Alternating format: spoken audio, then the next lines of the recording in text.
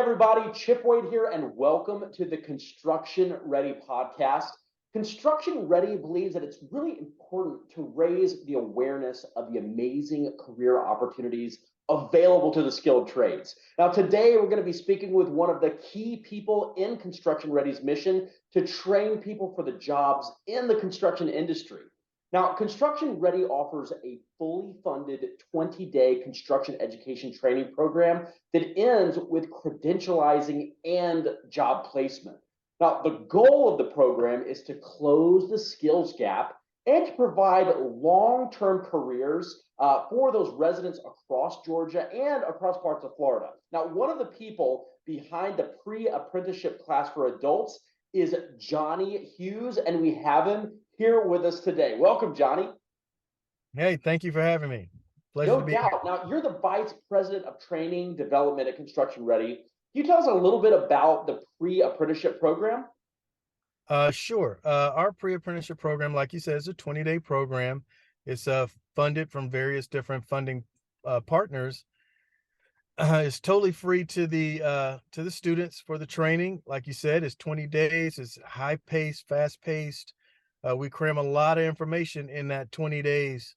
They get the OSHA 10, which is a credential that is nationally recognized. They become members of NCCER training website, which offers them different trainings outside of the training that we get. So they get that, which is also nationally recognized. Several different other credentials. Most of them are key in the success for them to be in the construction industry. So they're construction related credentials. Yes. That's perfect. Now, who's actually eligible to take this class?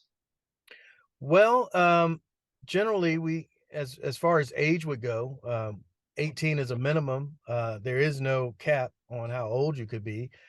We are limited to certain area codes and zip codes by location, which is generally how we operate.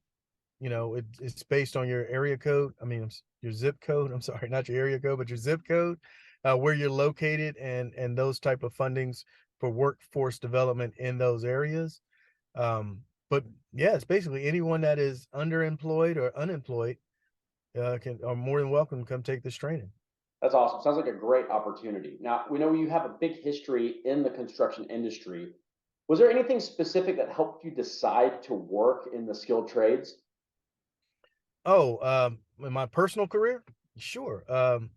I started my personal career in the industry as an electrician. This was back in 1992. I'm kind of dating myself, but that was a long time ago. And I had recently, separated from the military. I didn't really have any transferable skills from the military to the civilian force. So construction seemed like a viable industry to go into. So yeah, I chose to go into the electrical trades, and never looked back. It was just, I got into the construction field, and being out in the elements is something I liked. I like working with my hands. I like, different opportunities, different challenges every day. You're never really faced with the same scenario, different buildings. It was something that really drew me in. So it just seemed like the right path for me to take at that time. I love it. Yeah, being an electrician, it seems like you get your hands on a lot of different things. You get to do a little bit of carpentry. You get to work with some high tech tools. Obviously, you're doing the core electrician's duties, but electrical work is actually something that I very much love as well. So that's exciting that you have that in your background. Was Mhm. there a moment in your career that made you realize that you wanted to work not just in the trades but towards teaching and recruiting Mhm. other people to the field? Um, well, yes. Okay, so later in my career, I transitioned from a actual electrician doing electrical work to the safety department. And then working in the safety department, I became an OSHA outreach trainer.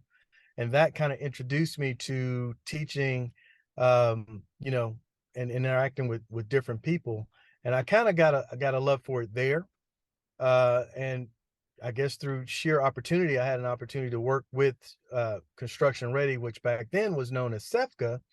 I worked with them through a common employer that we had with right in the very beginnings of this West Side Work pre-apprenticeship. Back then, it was just called West Side Works because generally that's where we were located.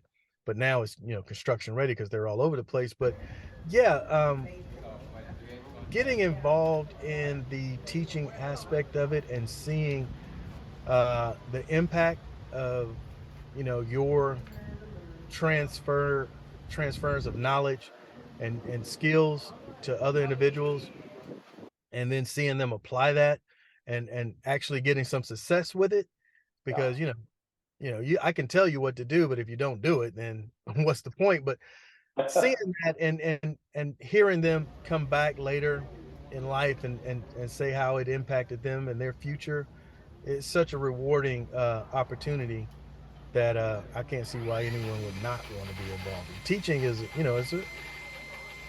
it's not the traditional type teaching because we are dealing with adults, not necessarily we're dealing with minors, but it's still the same. It's still the same challenges, and it's still that I would imagine the rewarding feeling that most teachers get. There's no doubt. Well, Johnny, thank you for doing that and giving back and getting to share what you love to do. Let's kind of transition back to these classes, right? I mean, that's actually really interesting. What you'd share with us, like what a typical class looks like on a day-to-day basis? Like, what are the expectations in the class?